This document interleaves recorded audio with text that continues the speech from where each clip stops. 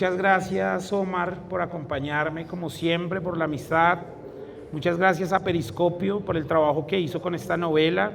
Una novela que fue publicada primero en México hace 12 años, si no estoy mal, 12 años. Ganadora de una convocatoria de libro, de una feria de libro, la de Coahuila.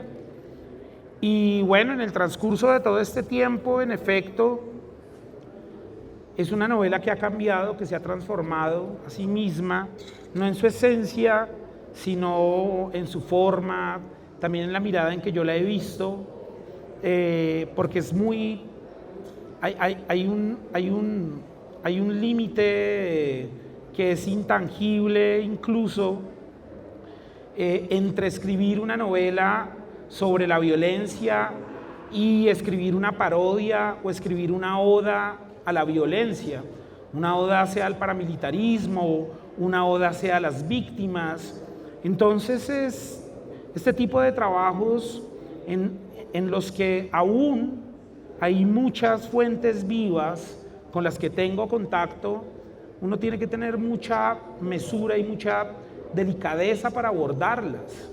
Entonces, este es uno de los trabajos, pues en efecto es el trabajo que a mí más me ha costado escribir, el trabajo que como autor también más me ha costado asumir, porque es uno de esos libros que yo nunca hubiera querido escribir, porque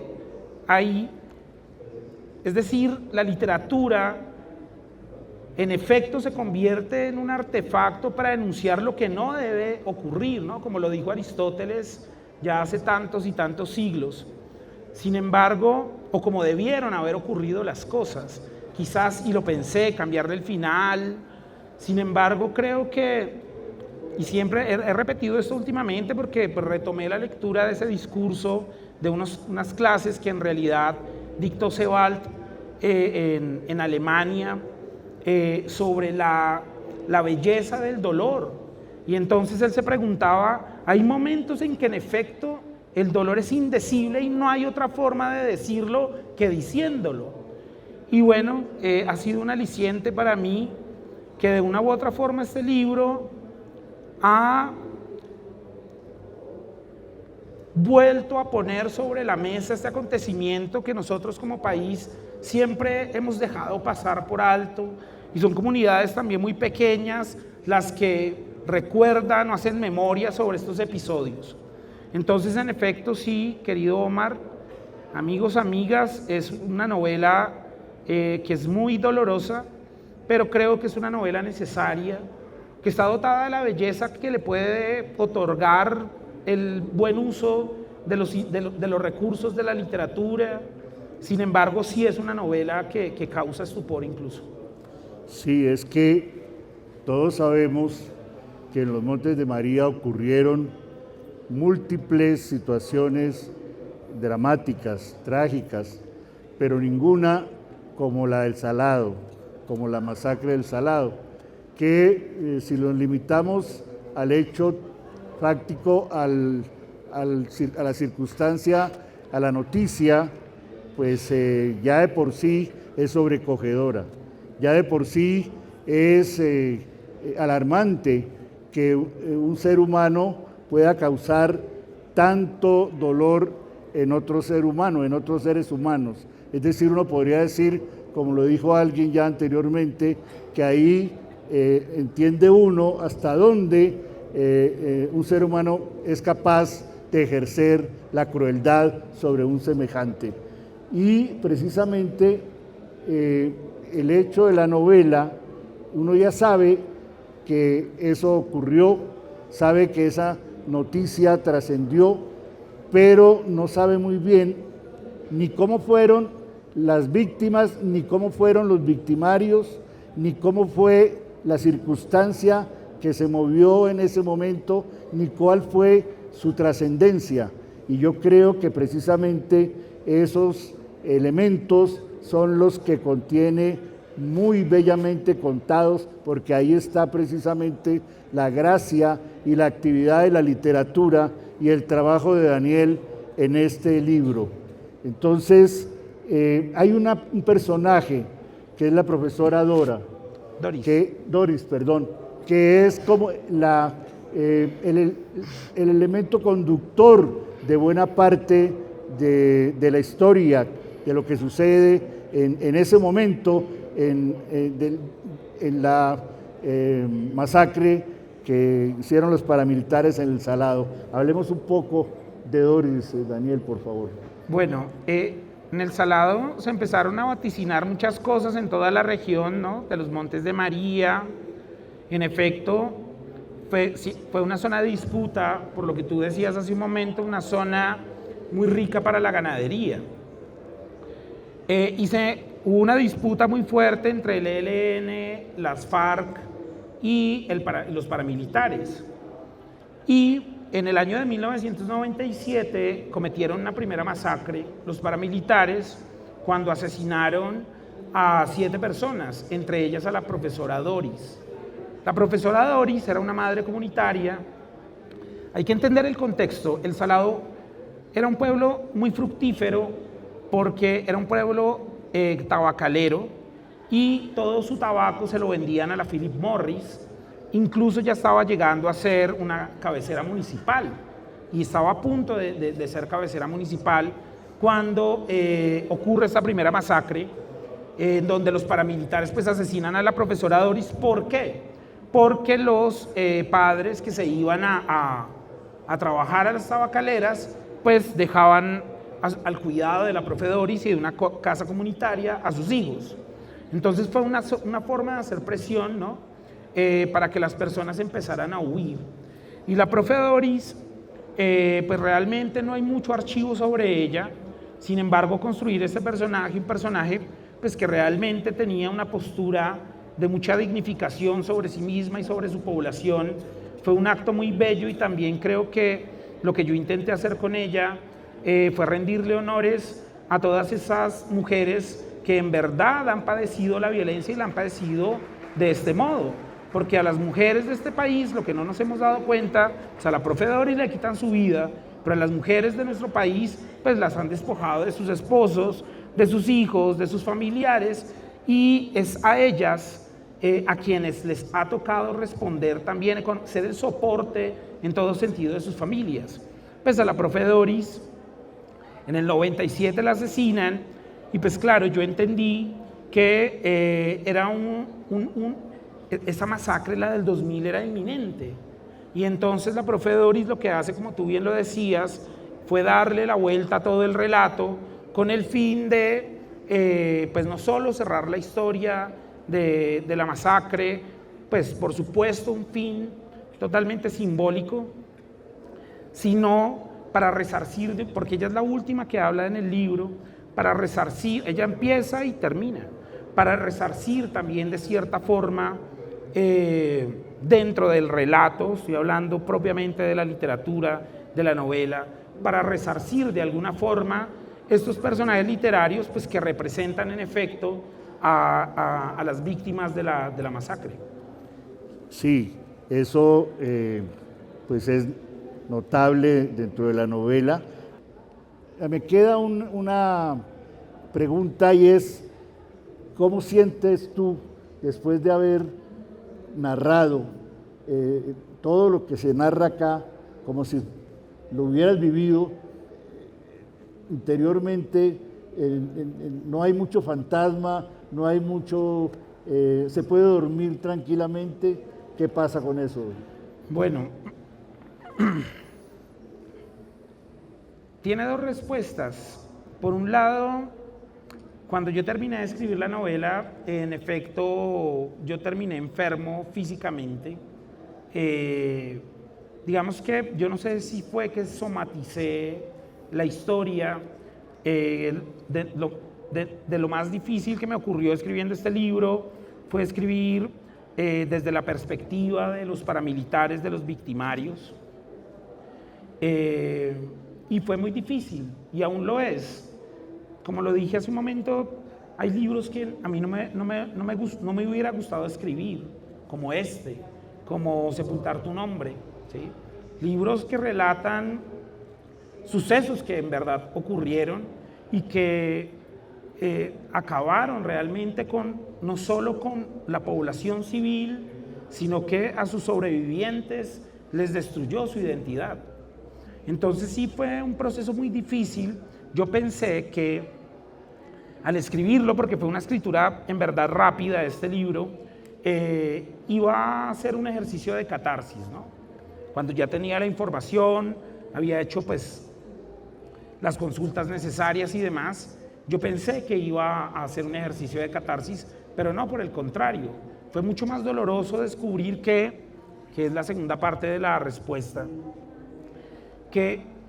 y es algo que he venido aceptando, que la literatura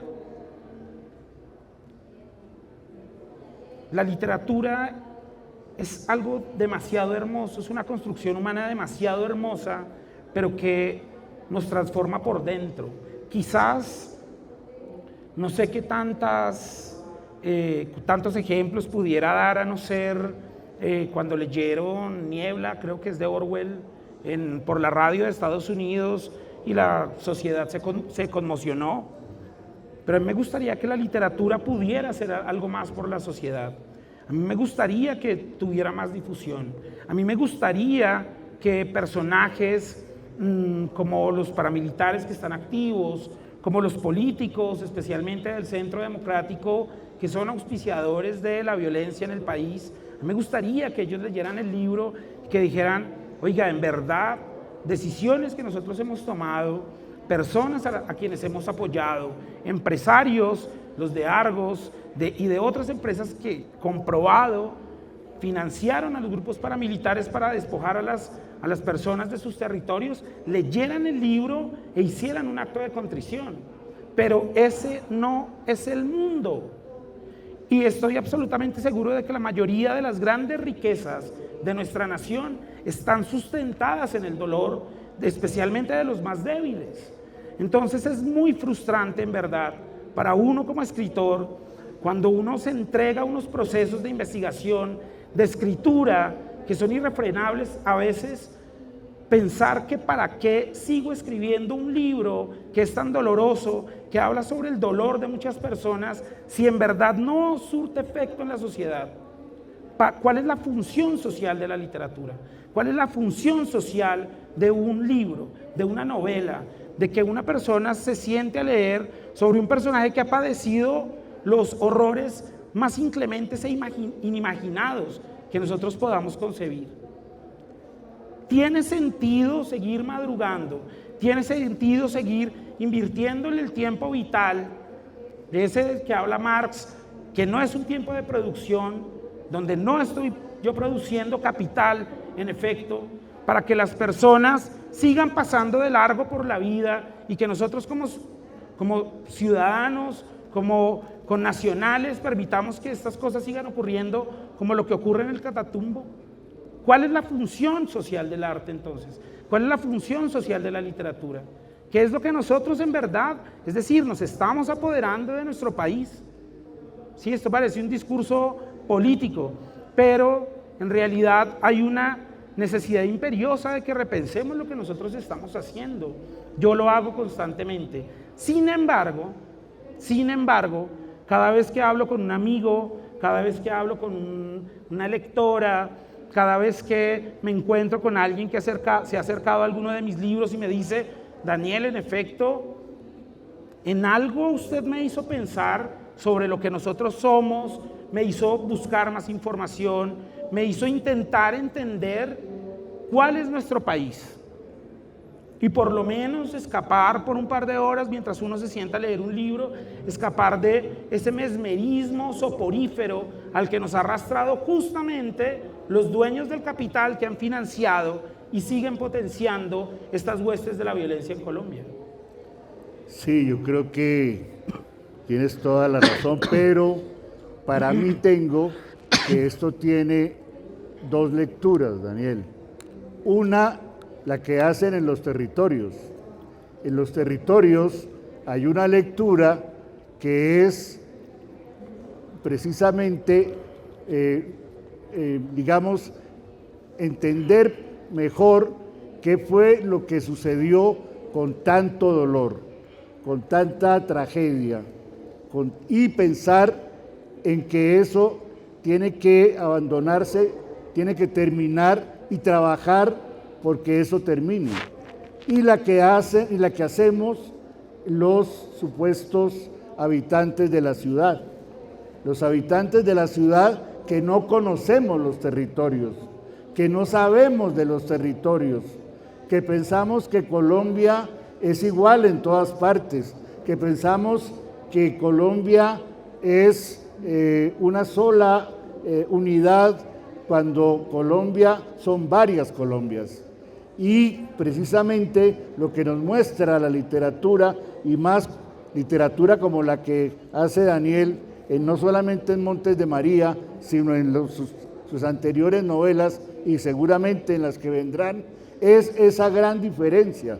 Y esa gran diferencia, nosotros, los habitantes de las ciudades, que desafortunadamente nos hemos olvidado que tomamos agua, por ejemplo, porque los indios cuidan el agua. Sin embargo, aquí les gritamos o nos expresamos de los indios como si fueran gente despreciable, pero que no sabemos qué significa lo ancestral. Y entonces tampoco sabemos qué dramas y qué tragedias viven los territorios, y cuando nos las explican ni las entendemos, y además nos las explican mal, porque nos están diciendo mentiras. Y este libro o estos libros entonces contrarrestan esa información mentirosa, falsaria y manipuladora con que nos quieren trabajar a los habitantes urbanos, que necesitamos la literatura, y esta literatura para entender mejor en qué país estamos parados y qué tenemos que comenzar a enfrentar. Yo por eso, a mí siento mucho respeto por autores como Daniel, que esto, además de ser, ya lo dijo, una carga emocional impresionante, también se la está jugando, y se está jugando muchas cosas. No es fácil jugársela en un país donde generalmente estamos acostumbrados a acomodarnos. Entonces, para mí, me parece que hacer este tipo de literatura y que las editoriales publiquen este tipo de literatura merece todos mis respetos. Porque además, Daniel, no es fácil cargar con esa abrumante memoria, para recuperar la memoria, para mantener la memoria, para sostener una memoria, porque yo creo que eso precisamente de eso se trata. En efecto, y hay que hacer una diferencia. A mí me preguntan muchas veces, y me han dicho, lo afirman, estamos cansados de tanta violencia, estamos cansados de tanta información de la violencia, nuestro país es solo violencia, pero en nuestro país hay muchas cosas hermosas. Sí, siempre me dicen lo mismo, pero yo respondo de un modo ante eso, y es que en efecto estamos atiborrados de información de la violencia. Y estamos tan atiborrados de información de la violencia que la hemos naturalizado. Y entonces siempre también doy el mismo ejemplo. Estábamos sentados en el restaurante cortando el pedazo de carne, llevándolo a la boca mientras las noticias, otro atentado en el Catatumbo, otro atentado en el Baudó, mueren 7 soldados. Y entonces estamos almorzando y escuchando de la forma más simple posible y efímera posible cómo nos seguimos asesinando como nación. Entonces la información realmente es la que nos ha saturado, pero es que hay una brecha muy grande entre lo que es la información y lo que es la narración, y especialmente la narración literaria, porque la narración literaria es un ejercicio en efecto de transmutación, de metamorfosis, de ponerse en los zapatos del otro, de ponerse en los zapatos del que ha sufrido, de intentar construir a partir del artilugio de la palabra a una serie de personajes que van por el mundo y padecen y entonces intentan sobrevivir a como dé lugar, porque no hay nada más hermoso, no solo en la existencia humana, sino en la literatura, que un ser humano que intenta sobrevivir a toda costa y salvaguardar su vida y la vida de quienes ama. Y entonces la literatura lo que hace es permitir que esa información que es vacua, que esa información que es vacía, que esa información que es efímera u otro tipo de narraciones, el cine, la música, la danza, el teatro, nosotros podamos vivificarla, podamos suplantar por un momento a ese que ha sufrido. Ahora bien, el relato oficial, ¿sí?, que eso cada vez se está desmintiendo mucho más, la historia oficial, el relato oficial, la institucionalidad, cada vez se desmiente más. Sin embargo, sí tiene mucho más poder y más fuerza dentro de nuestras sociedades.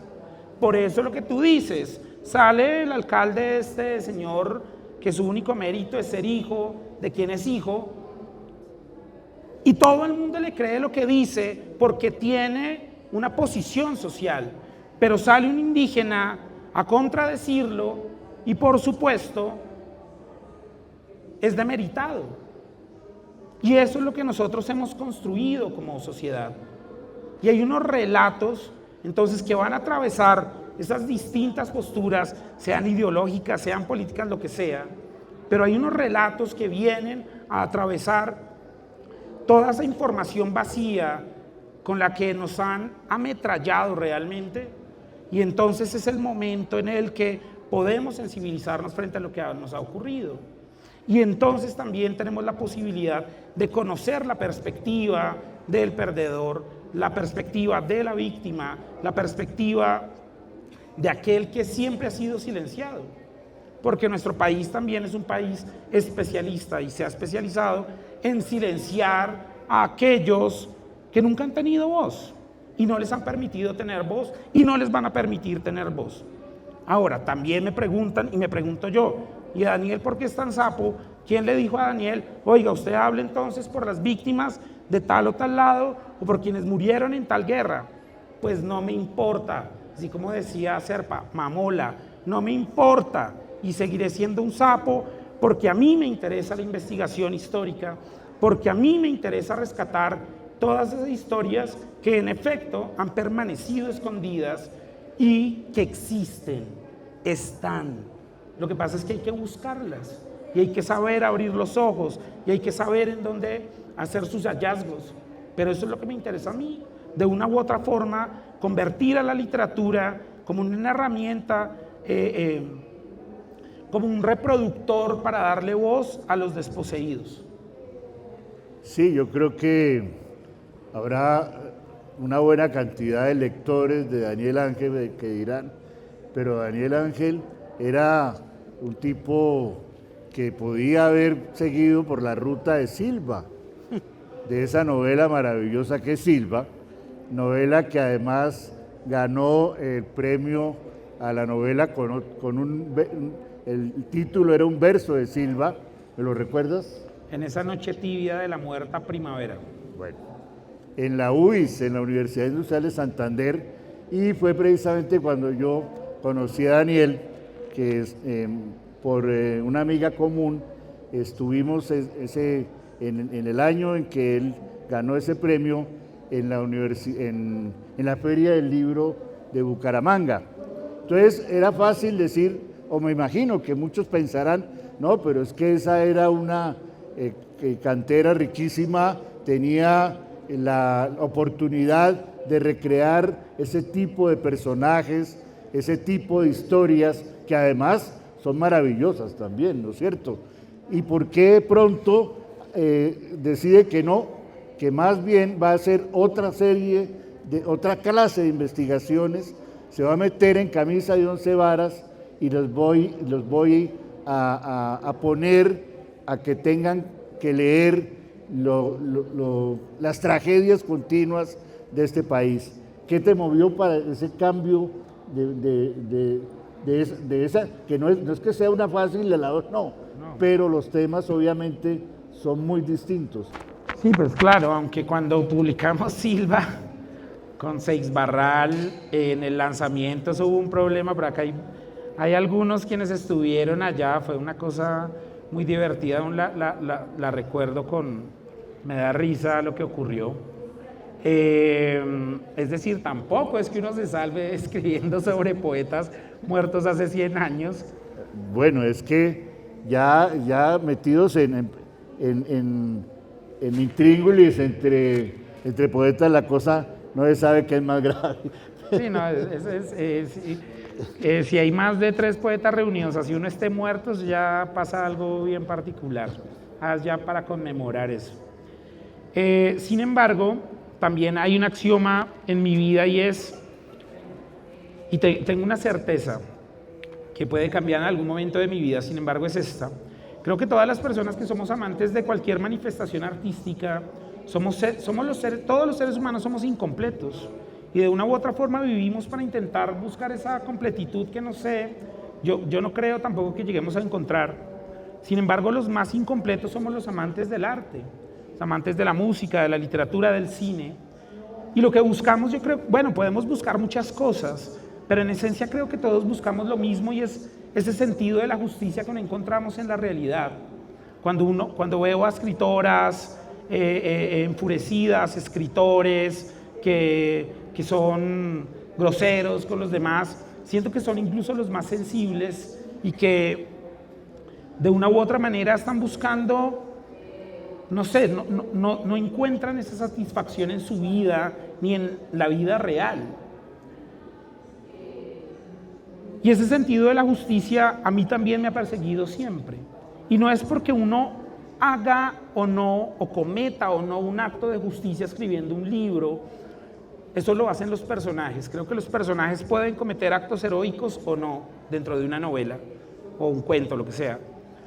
Sin embargo, sí creo que es mi forma de seguir persiguiendo el sentido de la justicia del que siempre siento ha carecido la realidad, del que siempre siento ha carecido en especial nuestro país, del que siempre siento ha carecido la narrativa y la memoria de Colombia.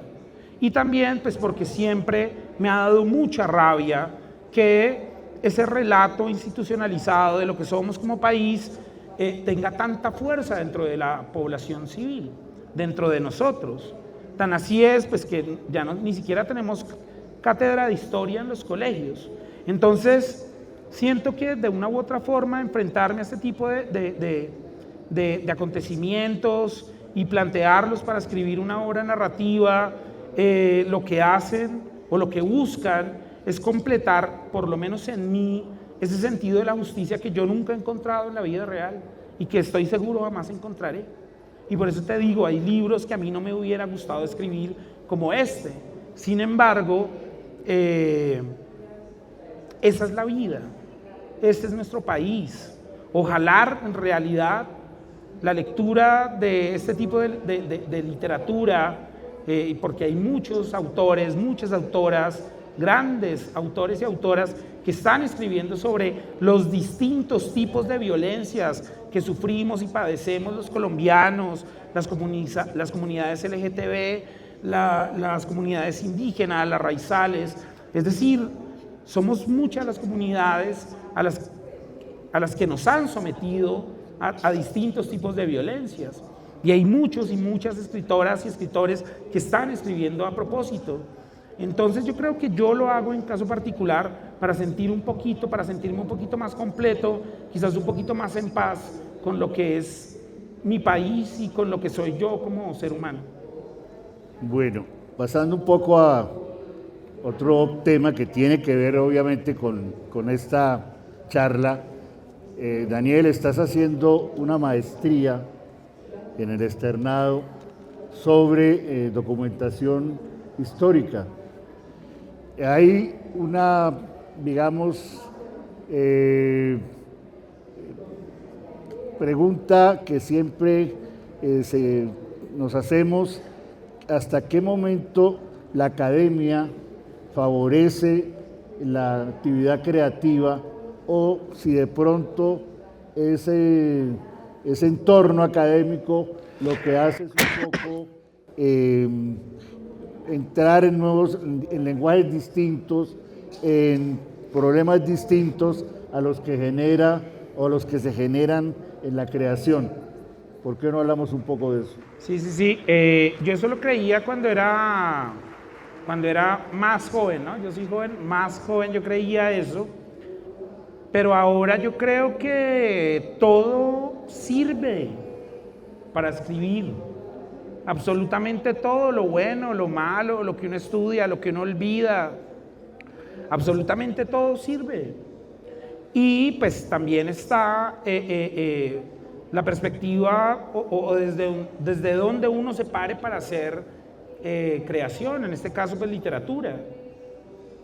Entonces lo que yo he hecho siempre es intentar dejarme seducir también por todo lo que está por ahí en el mundo y yo pueda echarle mano y de ese modo seguir alimentando lo que hago, incluso mejorarlo. Porque, digamos, después de haber estudiado literatura por tantos y tantos años, yo decidí, no, yo quiero también aprender a utilizar otros métodos de investigación, a delimitar también las formas en las que yo escribo, concebir otras formas de la escritura. Nunca he pensado que, creo que hay autores que han escrito el mismo libro toda su vida y yo no quiero que eso me pase a mí. Y yo creo que una buena salida también fue buscar en otras disciplinas, otros métodos de investigación, otras formas de abordar las problemáticas, otras formas de la escritura. Y yo siento en efecto, en verdad, que los artistas debemos estar muy abiertos a todo lo que nos ocurre en la vida, a todo lo que pasa. Y yo creo que todo eso alimenta la producción literaria. Me preguntaron en una charla pasada sobre este mismo libro, si usted hubiera estudiado historia o esos métodos de investigación que usted utiliza ahorita, los hubiera tenido en el momento en el que escribió Montes de María la novela, ¿hubiera sido la misma? Por supuesto que no, hubiera sido totalmente diferente y la hubiera recagado, pues. Entonces yo creo que uno hace lo que tiene que hacer en el momento indicado. No sé, yo creo en el destino, que incluso van ocurriendo las cosas cuando deben ocurrir. Y siento que también lo que estoy escribiendo ahorita es algo muy bueno, que tiene otro tipo de elementos. Es decir, pero ese tipo de elementos te han enriquecido, por ejemplo, lo que estás trabajando ahora en la literatura. Total, y no delimitan para nada, por ejemplo, mi ejercicio de la imaginación, no delimitan para nada, porque es que otra cosa es que yo me encasillara en decir voy a escribir únicamente texto de no ficción y lo voy a escribir con un lenguaje académico, no, eso no me interesa, porque yo sigo leyendo literatura constantemente, sigo leyendo poesía y yo creo que yo pienso el mundo a través de la literatura. Es como si estas gafas fueran literatura y entonces todo es literatura y hasta mis borracheras son literarias, aunque la gente diga que no. A mi esposa dice, no, ¿qué va? Ustedes son excusas, pero es en serio. Creo que uno asume ciertas posiciones frente a la vida y una de ellas, la mía, es pensar el mundo a partir de la literatura. Incluso a veces uno abusa y uno dice, oiga, este man que acabé de conocer, esta amiga que acabo de conocer, es una buena personaje. Y ya empieza uno, el interés, hacerle preguntas, ve y cuáles son tus traumas. Y ya uno ya tiene un personaje literario ahí muy interesante. Sí, a mí me consta porque a mí me ha llamado a preguntarme, mira vos, ¿qué sabes de fulanito? Es que me contaron una historia, ¿eso será verdad o no? Y si vos sabes, ¿por qué no me contás un poquito más? Y yo ya digo, ya está pensando en meter a este fulano en volverlo literatura. Sí. Pero bueno, yo tuve la fortuna de leer también un manuscrito que tiene Daniel, no, creo que no es otro distinto a lo que está haciendo ahora. Sí, es otro.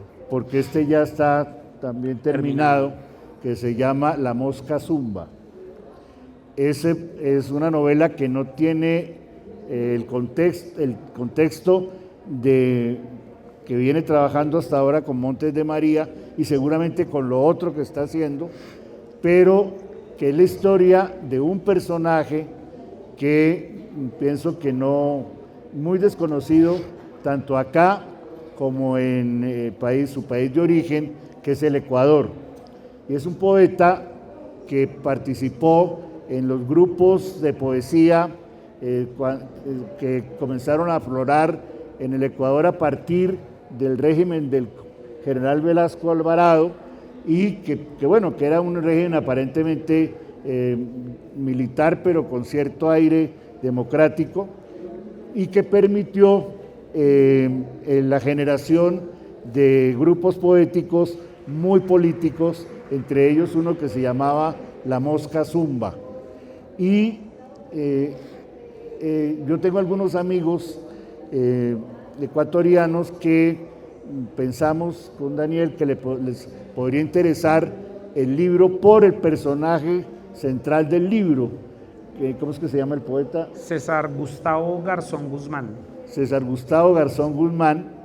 Y Daniel me mandó el manuscrito, yo se lo mandé a Leida Quevedo, se llama ella, y su esposo es Edwin Madrid, y leyeron el manuscrito, entonces ya se pusieron en comunicación, y lo más curioso es que Edwin, lo primero que le preguntó fue, porque los registros que hace Daniel de Quito es como si hubiera vivido en Quito toda la vida, como si hubiera estudiado en la misma universidad que estudiaban los participantes de los grupos poéticos que se narran en la novela. Entonces Edwin lo primero que le preguntó, ¿y cuánto tiempo vivió en el Ecuador, viviste en el Ecuador? Y Daniel le contestó, no conozco Quito, no he pisado tierras ecuatorianas. Edwin todavía me pregunta, hola, ¿eso es cierto? ¿Cómo haces, Daniel, para eso? No, es un trabajo de investigación especialmente, y creo que sí hay mucha compenetración con los personajes. Cuando empecé a investigar sobre Gustavo Garzón y empecé a leer sobre él, a entrevistar a su familia, a su mamá, a sus hermanos, a sus amigos, pues digamos que fue algo demasiado conmovedor, ¿no? Y pues leerlo e intentar conocerlo a este personaje fue maravilloso. Y bueno, también son métodos de investigación. A mí me interesa muchísimo conocer todo el contexto sociopolítico, cultural del momento sobre el que voy a escribir. Y bueno, ahorita hay muchas herramientas, el Google Maps, el Google Earth, es decir, hay muchas herramientas que en verdad uno puede utilizar para escribir la literatura. La tecnología también está allí para eso, para escribir Montes de María. También hubo unos recorridos que están narrados en la noche por unos parajes pues medio inhóspitos, porque los paramilitares cierran las vías de Cantalito, Pativaca y Flor del Monte para acercar al Salado. Y entonces yo decía, pero ¿cómo voy a narrar yo esa vaina? Y entonces, claro, el Google Earth y uno intenta también hacerse unas ideas a partir pues, de lo que uno ve, de esa espesura, de la lobreguez también de los territorios. Y pues lo mismo hice con esta novela sobre César Gustavo, que también cuando se la mandé al hermano, a Rodrigo Garzón, allí en Quito, que es quien más ha peleado pues, por hacer justicia por la desaparición de su hermano, que fue en 1990, me dijo, ellos tienen una expresión muy particular, pero me dijo algo así como, no lo puedo creer, o sea, parece que tú hubieras estudiado con nosotros en esa época en la Universidad Central, es increíble. Y le leí unos apartados a mi mamá porque hablo mucho sobre doña Clorinda, la mamá de César Garzón, de Gustavo Garzón, y me dice, y mi mamá te manda a decir que lo único que quiere es que vengas para darte un abrazo y conocerte. Bueno, ese era el otro hijo que no conocía. Bueno, damos oportunidad al público. Sí, sí, sí. Me parece que es bueno que si tienen la palabra, quienes han leído la novela, tienen algunas preguntas para Daniel o preguntas, inquietudes que haya generado esta charla.